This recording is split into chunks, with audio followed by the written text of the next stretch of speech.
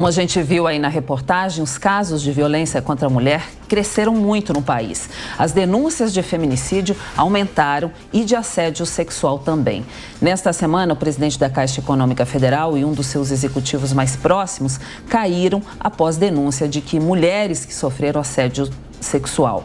Para falar sobre a violência contra a mulher, nós recebemos aqui no estúdio, no Jornal da Manhã, a promotora de justiça Gabriela Mansur. Bom dia, promotora. Seja bem-vinda à Jovem Pan News. Bom dia, Cláudia. Bom dia, Vitor e todas as pessoas que estão nos ouvindo. Um bom dia. A gente tem visto aí nas pesquisas que uma mulher é estuprada a cada 8 minutos no Brasil. É um número que impressiona, a gente viu outros números também na reportagem da Catiúcia. No caso do presidente da Caixa Econômica Federal, que foi exonerado essa semana, o que mais impressiona, na sua opinião? Impressiona muitas vezes a demora da própria caída dele. Como que uma pessoa que comete crimes tão graves contra tantas mulheres ainda se sustenta no cargo? Isso demonstra muitas vezes o medo que essas mulheres sentem exatamente pela proteção que pessoas influentes demonstram ter ou têm a falsa impressão de ter e se perpetuam nesses cargos ao longo de muito tempo e cargos importantes. Veja a importância do cargo de presidente da Caixa. Mas as denúncias são graves, já estavam inclusive sendo investigadas pelo Ministério Público e pela própria Caixa, que provavelmente não deu a resposta aí a contento de tempo e de mérito para essas mulheres. E a gente vê nesse caso, né, promotora, que as práticas ou as supostas práticas, né, o caso ainda está sendo investigado, foi aberta uma apuração no Ministério Público Federal, mas, segundo as denúncias, essas supostas práticas de assédio sexual viriam acompanhadas também de casos de assédio moral. Queria saber da senhora se é comum que isso aconteça, especialmente no ambiente empresarial, que esses casos de abuso sexual estejam relacionados à própria ocupação de cargos dentro de uma companhia, a relação de poder que é estabelecida entre superiores e subordinados. Isso geralmente acaba sendo um complicador para essas vítimas. Costuma acontecer esse tipo de episódio, promotora?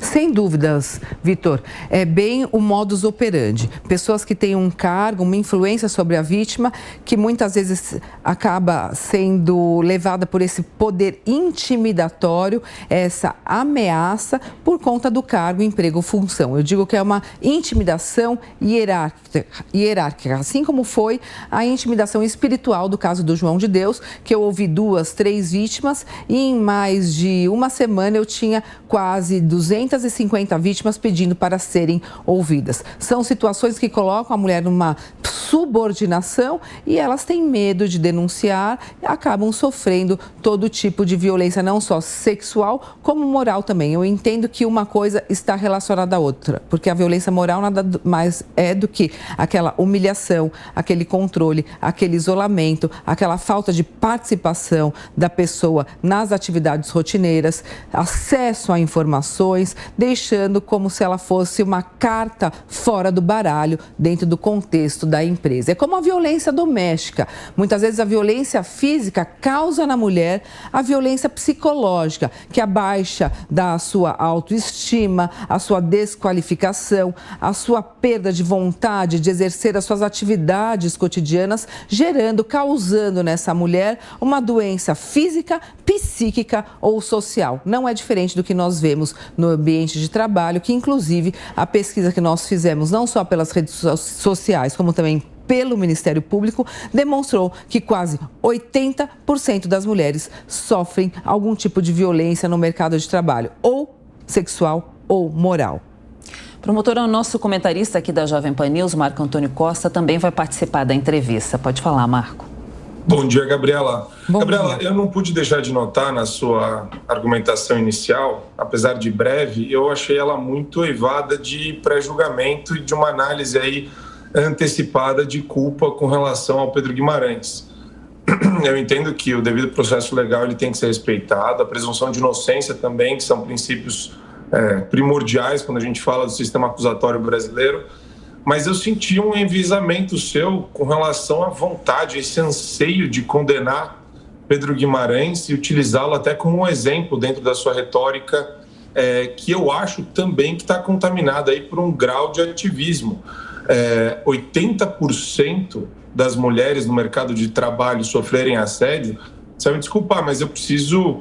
Quando uma estatística tão grotesca como essa é colocada no meio midiático, eu preciso, de alguma forma, das referências do estudo, né, o grau de metodologia que foi utilizado e como que isso é aferido, porque eu vejo muito movimento feminista instrumentalizando essa questão e utilizando como uma pauta que, para mim, ela não é propositiva. Até mesmo, aí vai a minha pergunta para você, a questão do feminicídio. A criação desse instituto, desse conceito, não acho que é relevante e não acho que é séria do ponto de vista metodológico, uma vez que você não consegue aferir motivação a crimes passionais. Muita gente expõe e explora feminicídio como se fosse a mulher ser objeto de algum tipo de violência pela condição de ser mulher.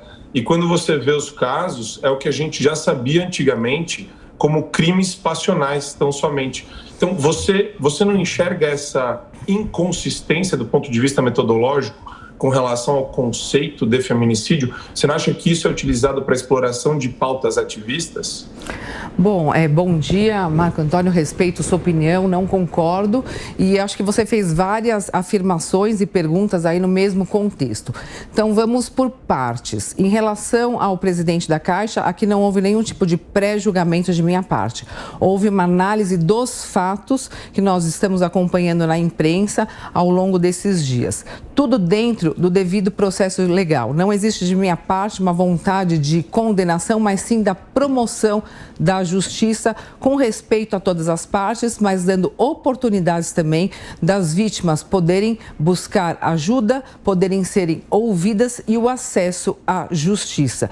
Tanto é que, se não houvesse qualquer tipo de se houvesse algum tipo de pré-julgamento da minha parte, eu nem estaria aqui debatendo essa situação. Nós estamos trazendo os fatos, fazendo uma análise técnica, uma análise jurídica e também vendo o cenário atual. Tanto é que ele mesmo pediu a sua demissão e nós já temos uma mulher que tem um grande também engajamento com a causa e a pauta feminina que vai ser nomeada presidente da Caixa e já declarou o seu compromisso com a defesa dos direitos das mulheres.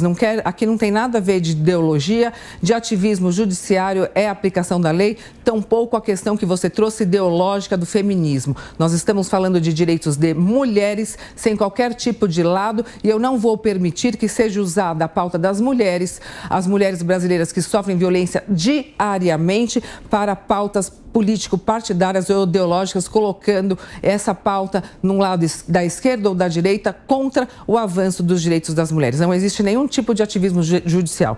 Em relação ao que você disse do feminicídio, sobre as pesquisas que você comentou, é só você consultar. Tem várias pesquisas que estão à disposição, desde a Secretaria da Segurança Pública, quanto pesquisas feitas no mercado de trabalho, nos grandes jornais brasileiros. Inclusive, já deve ter tido alguma pesquisa que nós fizemos a análise aqui junto com a Jovem Pan. E tem até no Conselho Nacional de Justiça, no Conselho Nacional do Ministério Público, é só entrar no site que você consegue entender e verificar quais são esses índices, né, e essas análises e metodologia que você bem mencionou.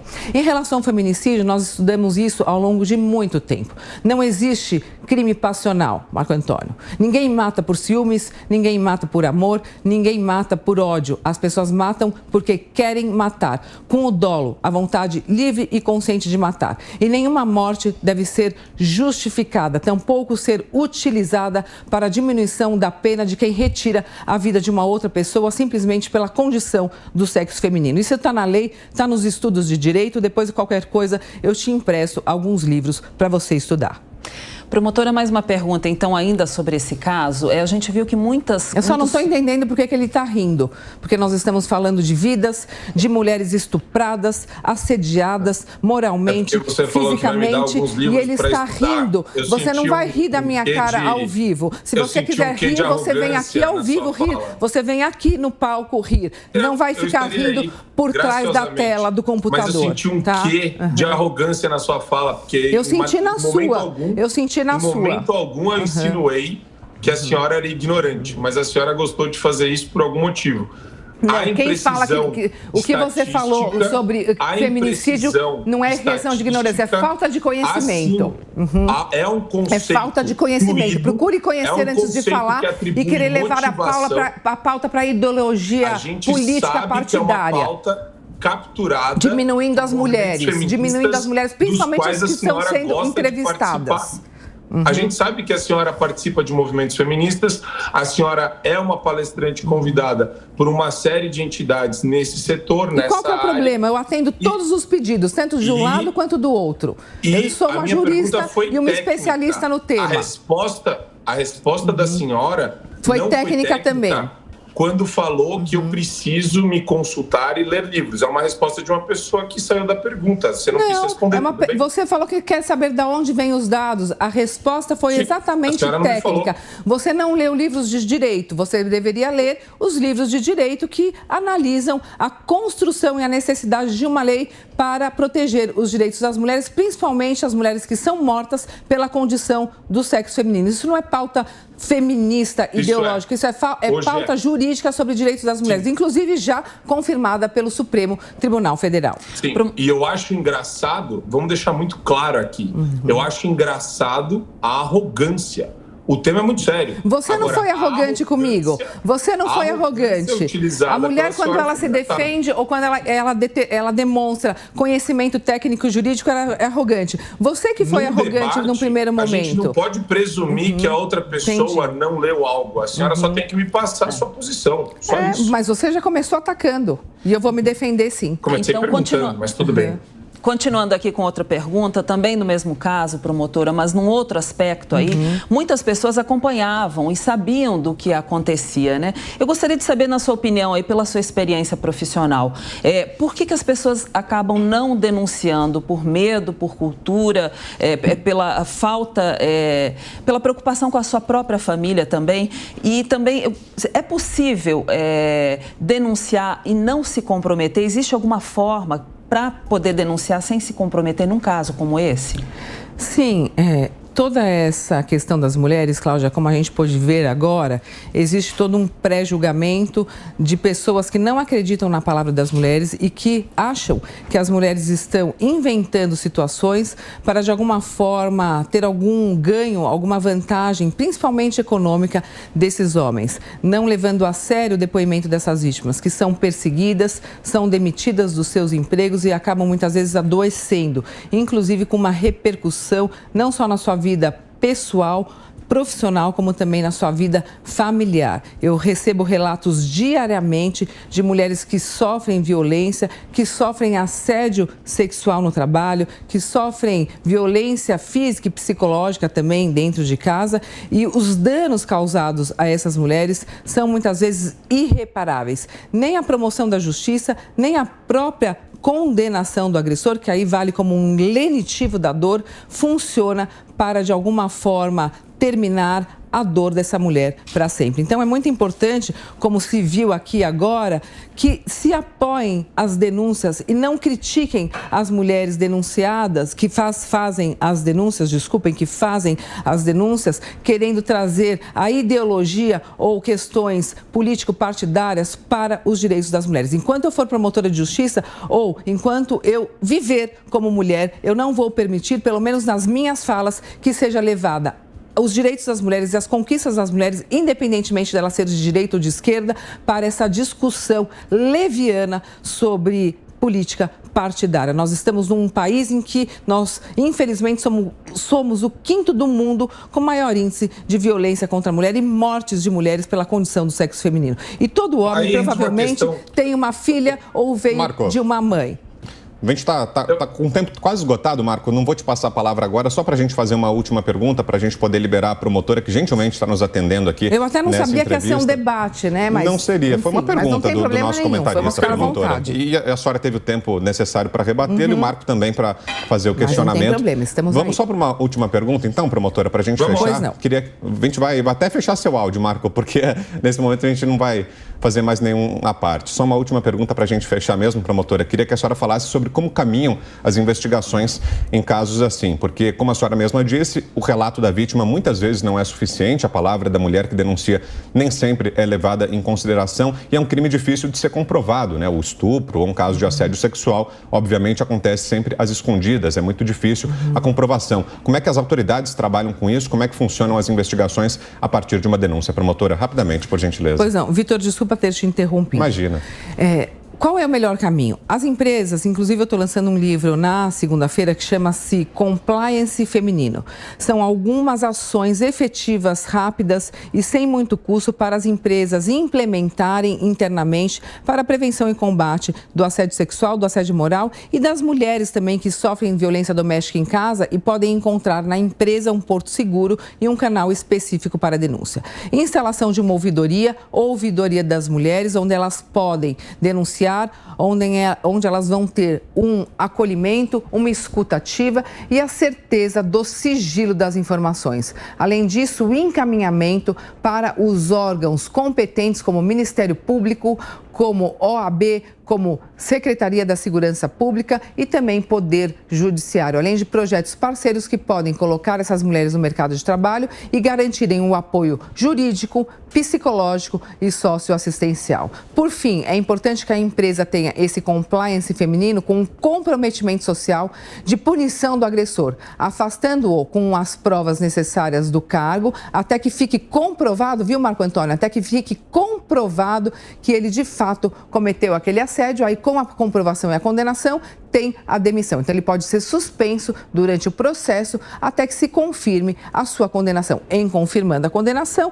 ele deve ser demitido ou, quando servidor público, demitido a bem do serviço público ou em determinados cargos até exonerado. Além das campanhas publicitárias, informativas e de conscientização que as empresas podem fazer para ajudar aí a sociedade a se informar onde denunciar o que é violência e como combater de alguma forma esse índice gravíssimo que nos coloca no 5º país do mundo com maior índice de violência contra a mulher. É andar de mãos dadas o poder público com a iniciativa privada e a sociedade civil num discurso de paz e não num discurso de ódio. Muito bem, agradeço então Gabriela Mansur, promotora de justiça, pela sua gentileza de vir até os estúdios da Jovem Pan News nesta manhã de sábado. Um bom dia e um ótimo sábado para a senhora. Eu que agradeço, peço desculpas aí pela discussão para os ouvintes, que eu tanto respeito, desde pequena escuto a Jovem Pan, e meus pais que estão me assistindo, um beijo, estamos juntos, fiquem com Deus e com saúde.